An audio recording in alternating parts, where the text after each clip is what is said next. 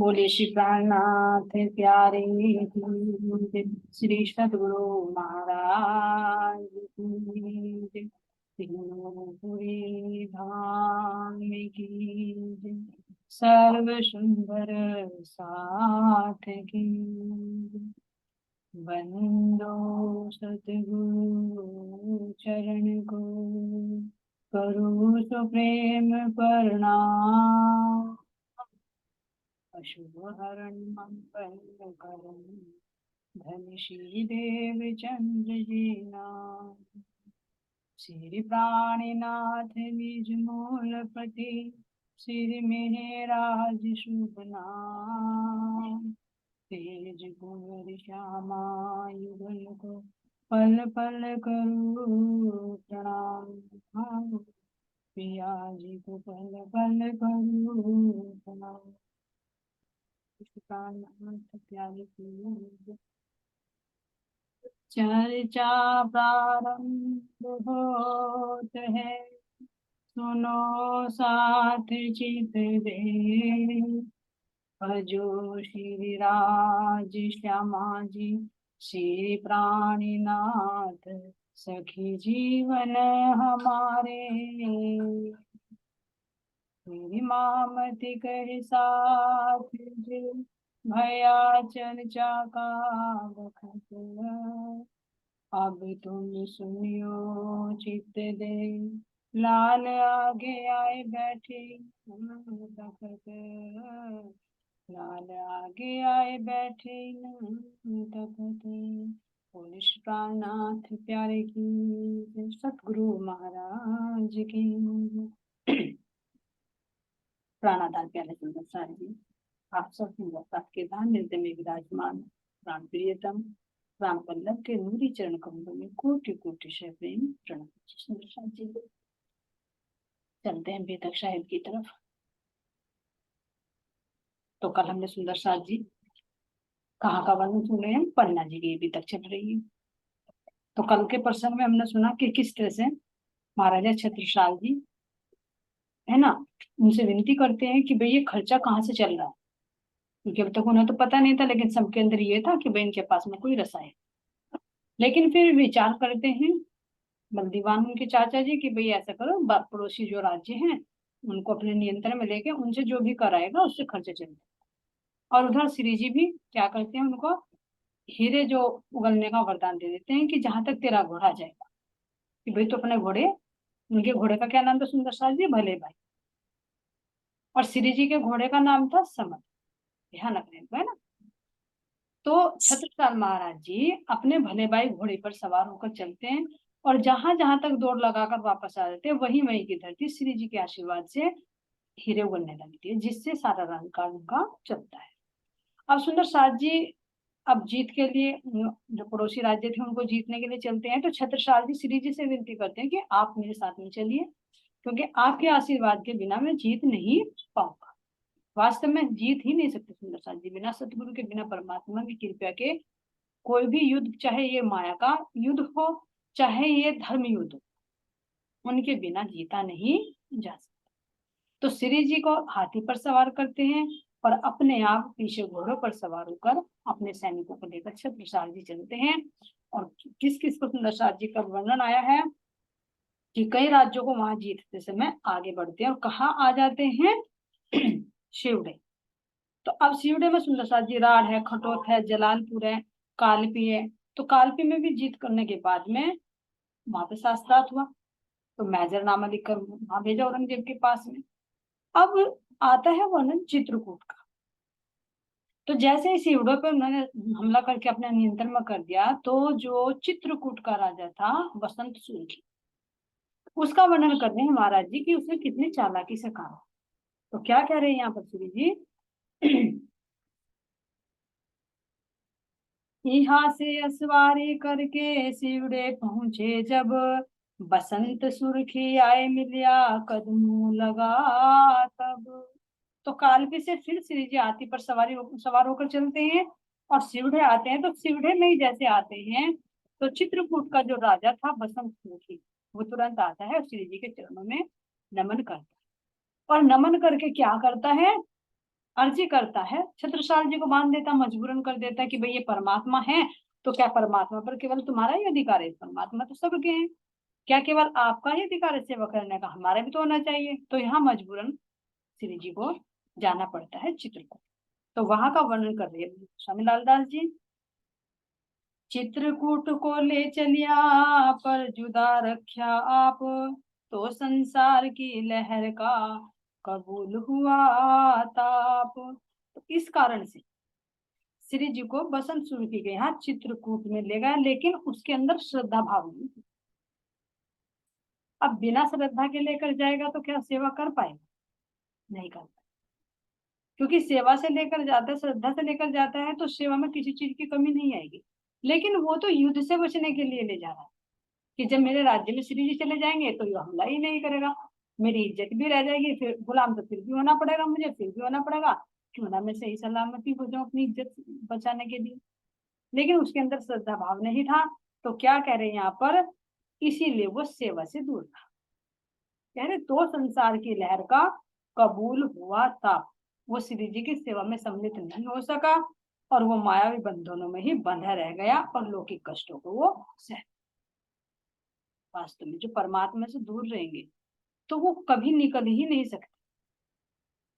यहाँ मानव तन में तो लग रहा है कि हम सुखी हैं, लेकिन आगे जो 84 का चक्कर आएगा उसमें कहाँ सुख ढूंढेंगे, उसमें कहाँ रहोगे? तो इसी तरह से बिना श्रद्धा भाव के वो ऐसे ही भवसागर में लहरें खाता रहा। अब सुंदर साथ जी यहाँ से कह रहे, छत्रसाल जी को तो चिंता हो गई कि भाई ले तो जा रहा है लेकिन श्रद्धा भाव इसके आगे नहीं है, तो श्री जी की सेवा कैसे करेगा? और मैंने जो प्रण लिया है कि मेरे धामधनी बिहागर पधारे हैं, बुंदेला में आए हैं मेरे घर, तो मेरा फर्ज बनता है कि मैं इनकी सेवा करूं। देखो सुंदर साथ जी, जिसके अंदर श्रद्धा भाव होता वो ये नहीं कह रहा कि मेरे ही घर रहे तो मैं सेवा करूं। सेवा का भाव है कि मेरे श्री जी को कहीं भी रहे जरा सा भी कष्ट ना हो। तो छत्रसाल जी क्या करते हैं, जो सुशीला महारानी थी उनकी रानी, उनको और साथ में जो भी महिलाएं रहती थी चोपड़ा की हवेली में उनके साथ, उनको भी और जो सुंदर साथ थे उन सबको श्री जी की साथ दी कि तुम्हें श्री जी की सेवा करनी है, किसी भी चीज की कमी ना। अब कह सकते हैं सुंदर साथ यहाँ की छत्रसाल जी क्यों नहीं भी तो जा सकते थे, इनके ऊपर राजनीति का भी तो भार था ना, राज्य संभालने का, कौन कब हमला कर दे सारा प्रशासन भी देखना था, इसलिए वे ना जाकर उन्होंने अपनी ठकुरानी जी को भेजा। तो कह रहे सुंदर साथ जी, और जब वहां पर रहे चित्रकूट, तो वहां पर कुरान के और गूढ़े से गूढ़े रहस्य। अब देखो काल भी आए थे, वहां भी काजियों से मुल्ला से उनकी वो हुआ, कुरान के ऊपर चर्चा हुई, तो उन्होंने खुद महजरनामा लिख कर दिया जो उन्होंने औरंगजेब के पास भिजवाया। अब यहाँ पर भी चित्रकूट में भी कुरान के रहस्य उतरे, तो यहाँ कह रहे कि यहाँ पर बड़ा कयामतनामा उतरा जिसमें अंदर के रहस्य है। तो कह रहे एक बरस तहां रहे इत खोले अल्लाह कलाम, श्री राज रोशनी जाहिर करी खुल गए सब ठाम।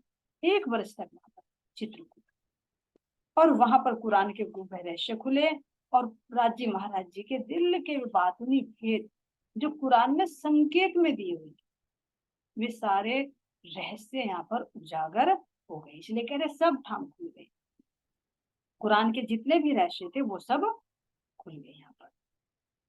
तब श्री राज लिया दिल में एक खबर करी महाराज, चाहिए इन मेहर से खुशहाल हो गए आज।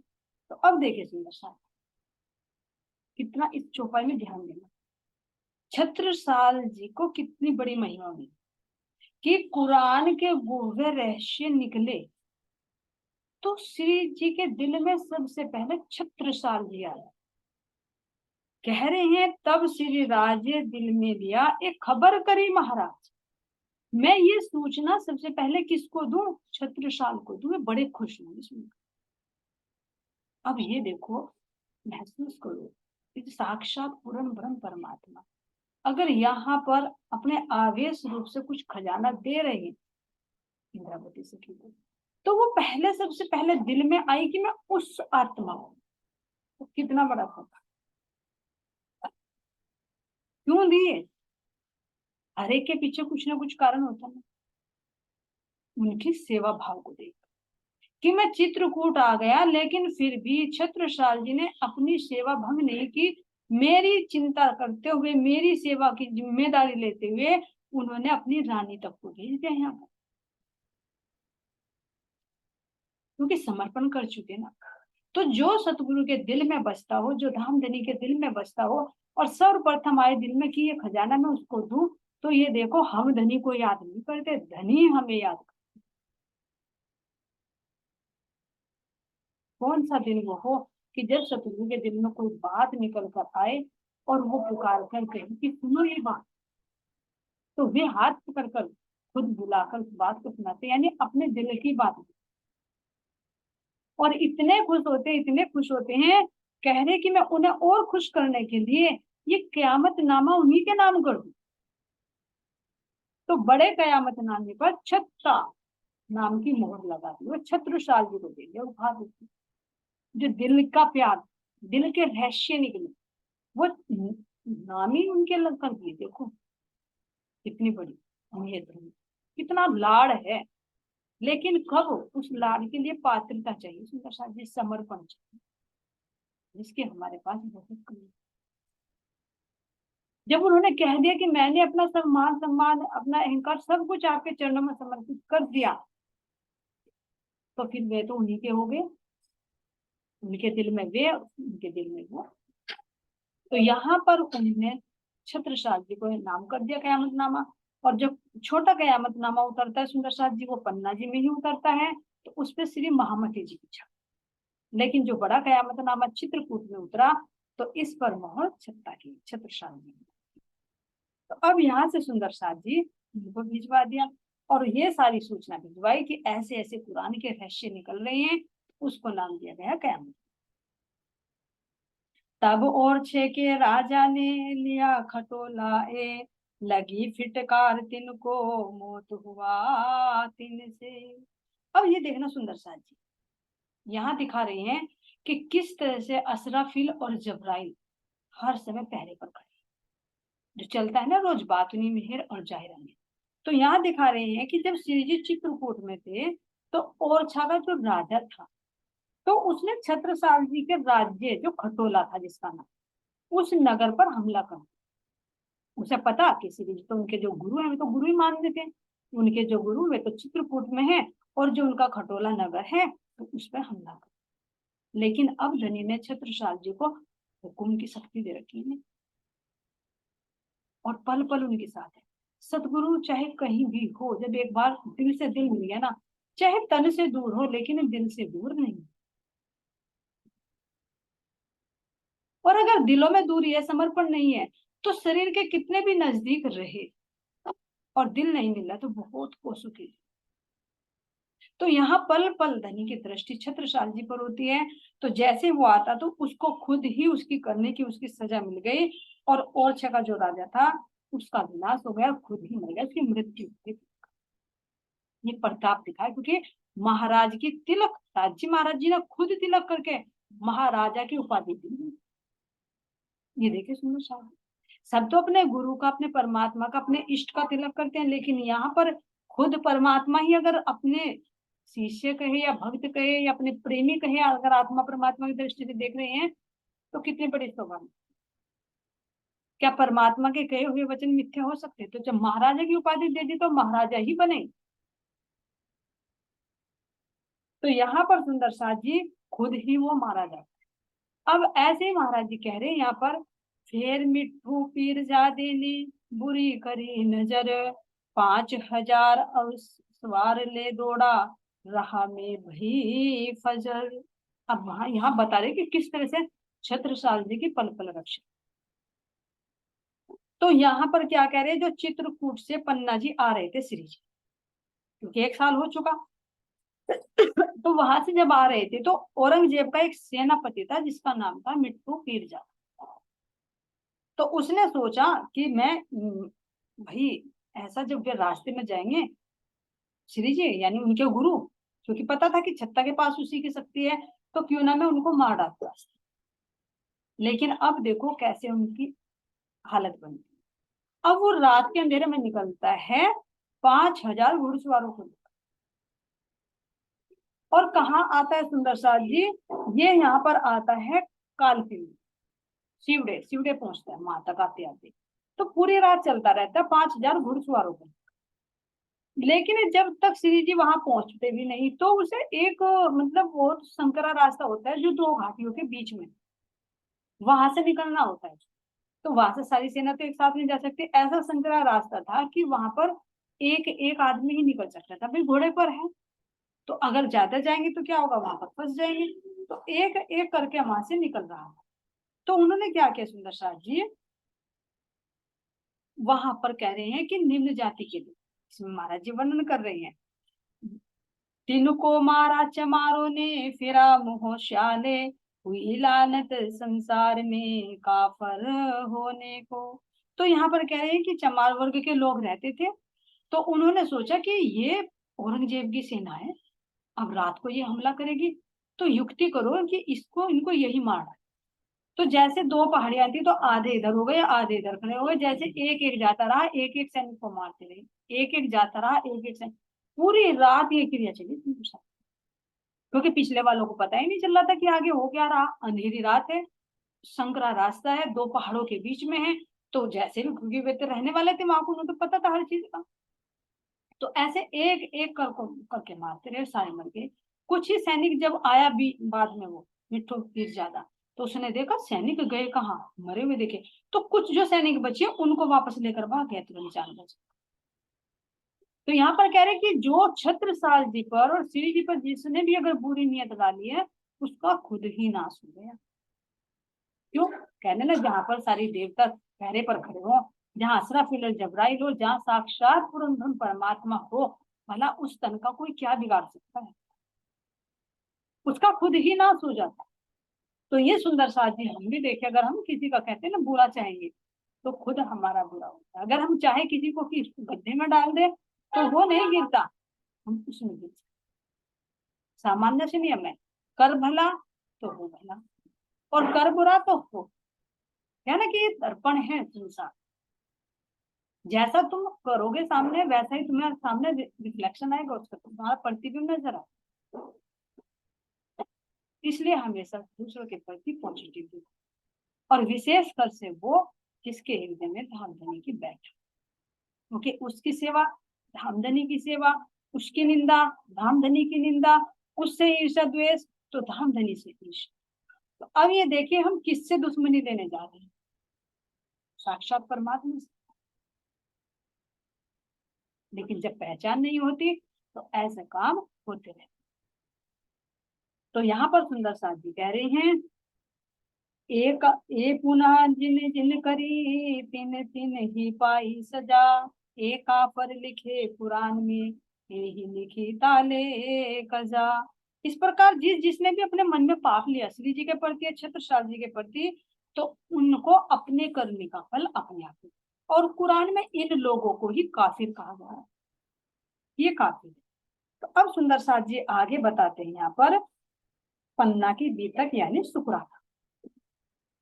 अब शुक्राने में पहले भी शुक्राना आया था, अब यहाँ शुक्राना क्यों, क्योंकि पल पल कैसे पन्ना जी में कैसे रक्षा करते हैं, ये शुरुआत है।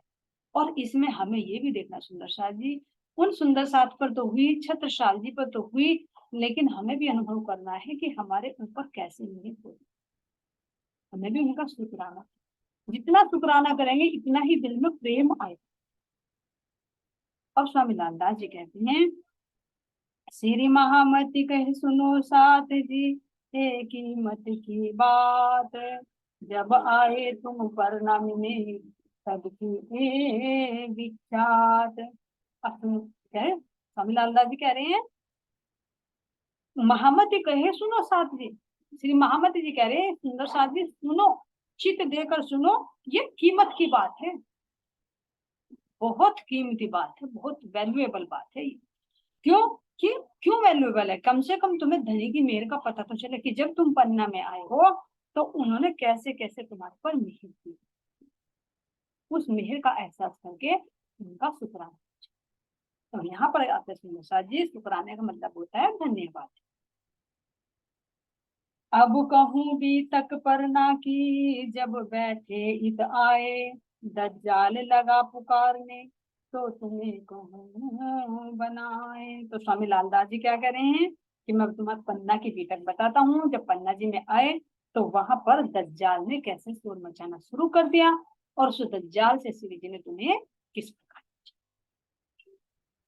तो पीछे की सारी बात रिपीट करेंगे।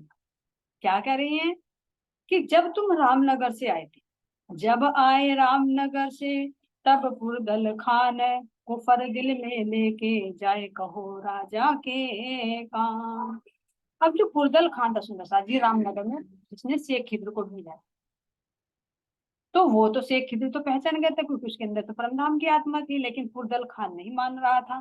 तो वो दिल में पाप लेकर रामनगर के राजा के पास आया था कि मुझे इन बैरागियों को दे दो, तो इन बैरागियों को पकड़कर मेरे हवाले कर दो। तो अब कह रहे हैं वहां पर आकर श्री जी ने रामनगर उसके नाम पत्र भेजा, कि सामने तो बात नहीं हो पाई, तो यहाँ आकर उन्होंने पत्र भेजा।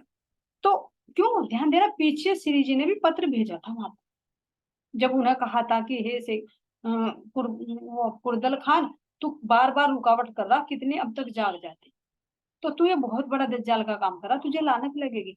तो उस पत्र का जवाब दिया है पुरदल खान, श्री जी के पास पत्र भेजे।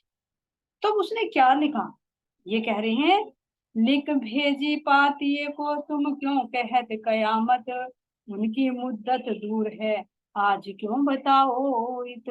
तो श्री जी ने पत्र भेजा था जब तो बात नहीं हो पाई थी, क्योंकि रामनगर के राजा ने कह दिया कि तुम यहाँ से चले जाओ, तो आ गए थे। तो दोबारा आकर उन्होंने आक्रोश से शायद पत्र भेजे, उस पत्र का जवाब में कयामत के संकेत लिखे हुए थे।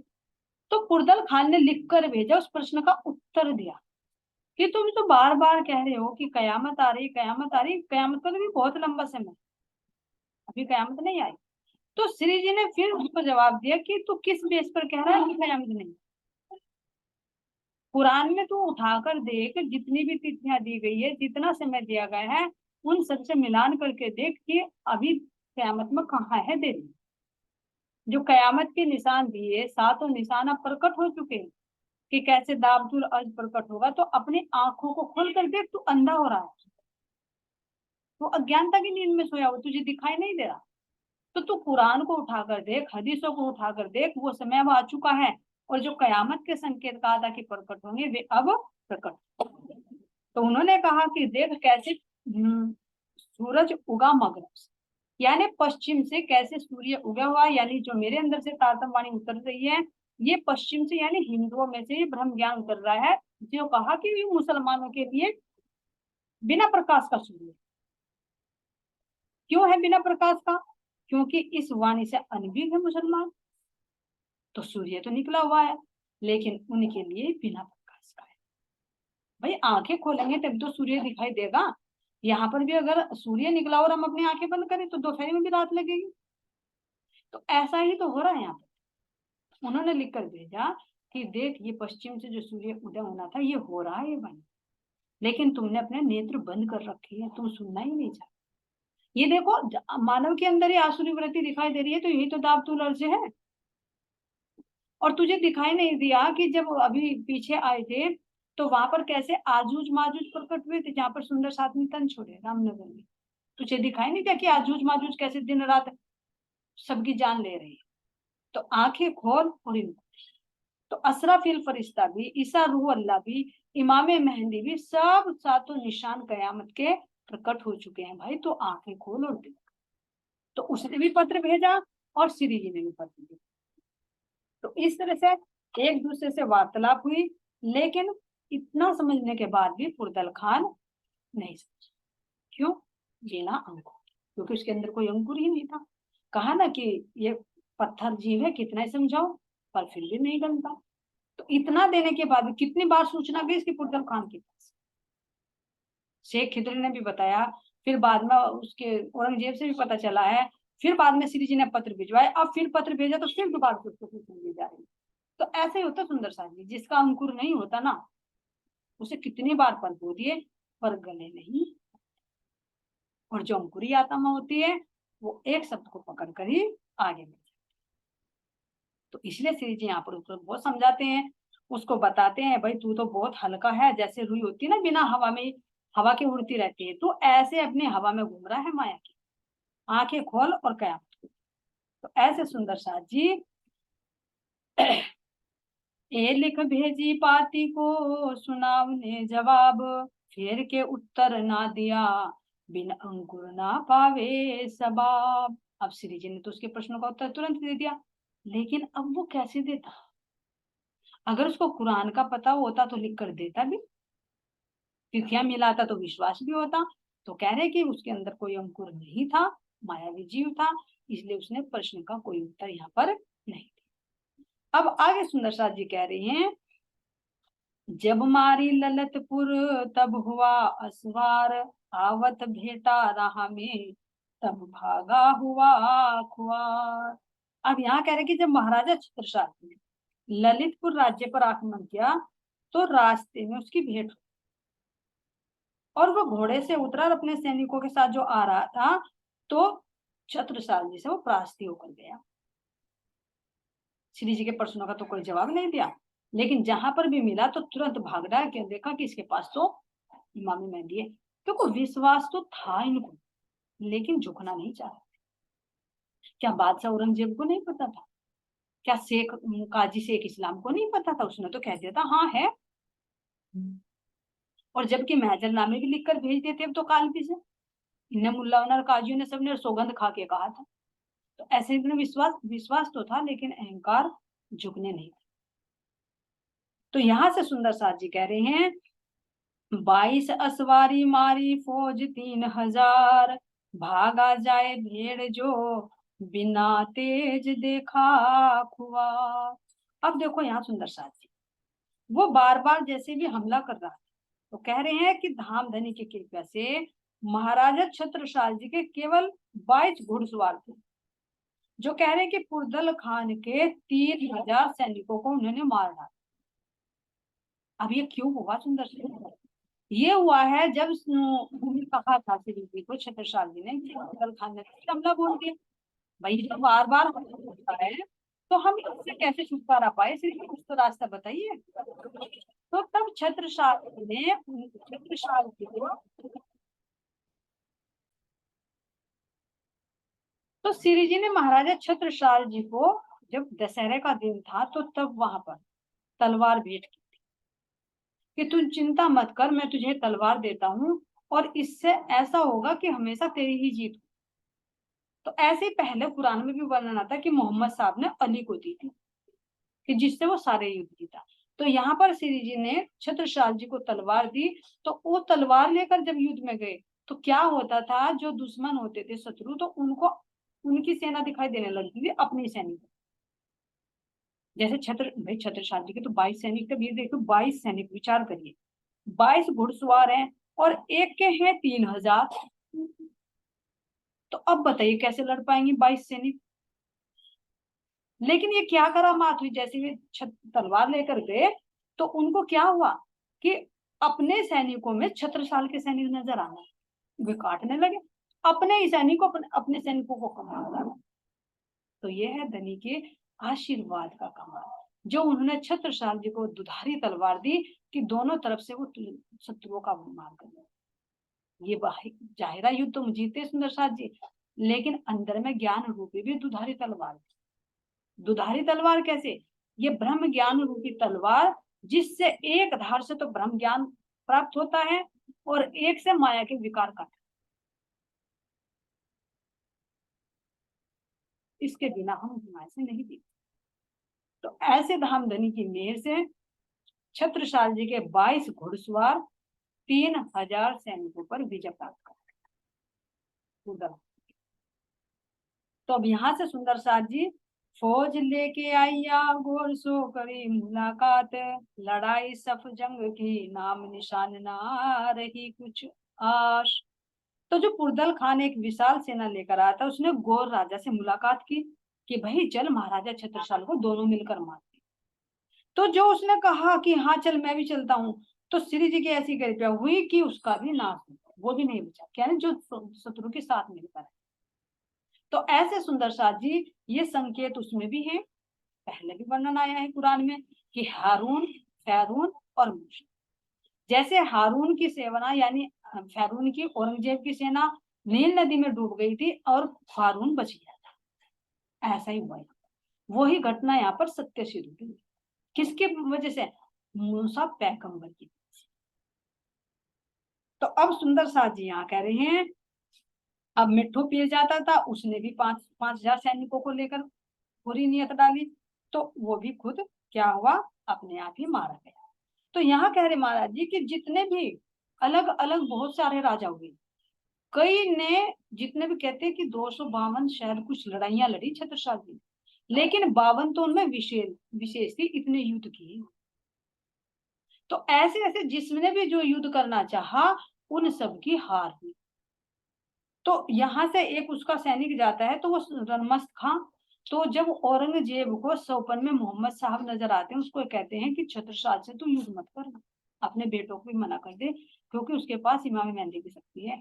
तो जब उन्हें औरंगजेब को पता चलता है कि भाई मेरे तो सैनिक घटते जा रहे हैं, हर राजा छत्रसाल से हार रहे हैं, तो छत्रसाल के पास वो शक्ति है, तो उसके पास जो उसका रणमस्त खां था वो सेना लेकर जा रहा, तो 7 मंजिल चल गया था वो, यानी 7 जगह पड़ाव डाल डाल के चला था, वहीं से उसको वापस बुला लिया। उसने कहा भी कि मैं तो 7 मंजिल आ गया, अब नहीं मैं वापस आऊंगा। फिर भी औरंगजेब ने कह के भिजवाया कि तू छत्रसाल से पंगा मत ले, निश्चित है तेरी। तो वहां से 7 मंजिल पार करने के बाद भी रणमस्त खां वापस लौट आता है। क्यों? क्योंकि छत्रसाल जी की महिमा का सबको पता लग चुका था सुंदर साल। तो चाहे कोई मुस्लिम भाई था, चाहे कोई हिंदू था, धर्मशास्त्र में भी हारे और युद्ध में भी जितने भी हुए सबके हार हुए। यहाँ तक के कह रहे हैं फिर राणा प्रताप सिंह ने बुरी करी नजर, तो खवारी आपस में भई है कयामत की फजल। अब देखिए यहाँ तो हिंदू ही राजा था ये। इसके पश्चात जो राणा प्रताप सिंह महाराजा थे, उन्होंने भी छत्रसाल पर बुरी नियत होगा शायद कि मैं इसका राज्य हड़प लूं, इसका विस्तार, जब विस्तार बढ़ता है तो शत्रु भी बहुत हो जाते। तो यहाँ पर कह रहे हैं कि जब राणा प्रताप सिंह ने भी महाराजा छत्रसाल जी पर बुरी नजर डाली, तो उसके पाप की सजा उसको मिली कि उसके पड़ोसी राज्य ने ही उसको मार, जो पड़ोसी राज्य थे लड़ाई में क्या हुआ, वे नष्ट हो गए। ऐसा क्यों हो रहा? क्योंकि ये कयामत के समय, फजर का समय है, धामधनी प्रकट हो रही है, तो जो धामधनी के समय में होगा उसका कोई कुछ भी नहीं बिगाड़। क्यों? क्योंकि वे सब अपने आत्माओं को अपनी शरण में रखते। तो यहाँ पर कह रहे सुंदर साथ जी कि इस तरह से दज्जाल ने बहुत शोर मचाया, और शोर मचाते मचाते जितने भी आए सबकी हार ही होती चली। अब यहाँ पर कह रहे हैं यही सुन्नत जमात है गिरो रब्बानी जे, इनको दाना हके दिया अपना इलम दे। ये मोमिनों की जमात है, जिस जमात को धनी ने खुद उसका आहार दिया है, दाना मतलब आत्मा का आहार दिया है, वो क्या है? ये ब्रह्म ज्ञान। इस ब्रह्म ज्ञान से अंदर की विकार मरते हैं, और बाहर के आशीर्वाद से, बाहर की शक्ति से बाहर के शैतान भी नष्ट होते सुहते। तो ये सब क्या है? धामधनी की मेहर है, जिसको धामधनी अपनी पनाह में रखते हैं और उन पर हमेशा कृपया भरी दृष्टि डाले रखते हैं। अब सुंदर शाह जी देखिए, जबराइल वकीली करत है सब ऊपर, साफ दिल रखे इनको सब पावत ए पटंतर। जबराइल वकालत करने के लिए खड़ा रहता है ब्रह्मात्मा की, ये महिमा बता रहे हैं। और करत सब ऊपर, साफ दिल इनको रखे, मोमिनों को जबराइल और असराफिल जो दो बताए, तो एक पाक साफ रखता है, एक उनकी रक्षा करता है। ऐसे ऐसे दो फरिश्ते ये खड़े कर रखे हैं, और सारे कयामत के जो निशान होंगे वो सब मोमिनों से खुलेंगे, वेद शास्त्रों के रहस्य सब उनसे खुलेंगे। तो इन सब के लिए उनका शुक्राना कैसे वे नहीं बता। विरोध सारी विश्व का भान किया एक दिन, सबकी सबो समझाए के यही देवे आकी। अब ब्रह्म आत्माओं की महिमा बता रहे हैं कि उनके अंदर संसार का जो विरोधाभास है ना, वो समाप्त हो जाता है कि तू हिंदू, मुसलमान, ये सिख, ये ईसाई, तेरा परमात्मा है ना, तेरा खुदा, तेरा गोर, उसके अंदर का सारा संशय भान नष्ट हो जाता है और सारा संशय भान होकर केवल एक निजानंद संप्रदाय ही रहेगा जिसमें अपनी आत्मा का अनुभव। तो ऐसे सुंदर साथ जी कह रहे हैं कि इन ब्रह्म आत्माओं के प्रताप से इन जीवों के लिए बेहद मंडल में अखंड 8 बहिष्ठे बनाती। कितनी बड़ी मिली है, जीवों को भी कितनी बड़ी बख्शीश मिली, किसके कारण? ब्रह्मात्मा को। ब्रह्मात्माओं को क्यों? धनी की मेहर। तो ऐसे सुंदर साथ जी कह रहे हैं कि धाम धनी के ऐसी मेहर को देखिए कि ऐसे ऐसी बहिष्ठे, ऐसे ऐसे पद, ऐसा ऐसा ज्ञान दिया कि जिनके त्रिगुण भी छक, क्योंकि हृदय में वो प्रेम। इनों की सिफत शब्द में आवत नहीं जुबाएं, त्रिगुण रोए पीछे फिरे इनकी खूबी सुन सर्वनाय। तो ब्रह्म आत्माओं की तो चरण रज पाने के लिए ब्रह्मा विष्णु महेश भी कह रहे कि रो रो कर पीछे फिरते कि उनकी चरण रज मिल जाए। तो ऐसे जीवों को भी जो यहाँ हद के जीव थे अखंड बहिष्ठे थे, तो उस प्रेम को पाने के लिए त्रिगुण भी तरसते हैं कि वो चरण रज में मिल जाए। वो ब्रज में देख सकते हैं सुंदर शाह जी, ब्रह्मा जी, विष्णु, शिव कैसे जाते हैं उनके लिए, लेकिन नहीं मिल पाते। तो यहाँ सुंदर शाह जी कह रहे हैं कि इतनी बड़ी मेहर की तो धनी का पल पल शुक्राना है कि अपने मोमिनों को कैसे दज्जाल से बचाते हैं, कैसे अंदर की मेहर से बातूनी रहस्य खुलवाते हैं। ये सब धनी की मेहर है और इस मेहर के लिए सब उनका शुक्राना। आगे चलेगा सुंदर शाह जी मंगलाचरण। श्री महामति कहे मोमिनो याद करो शुक्राना, मेहर करी तुम ऊपर तुम्हारी सिफत करे शुभाना, तुम्हारी सिफत करे शुभाना। बोले श्री प्राणनाथ प्यारे की जय, श्री सतगुरु महाराज की, तीनों पुरी धाम की, सर्व प्रणाम जी सुरक्षा जी, आगे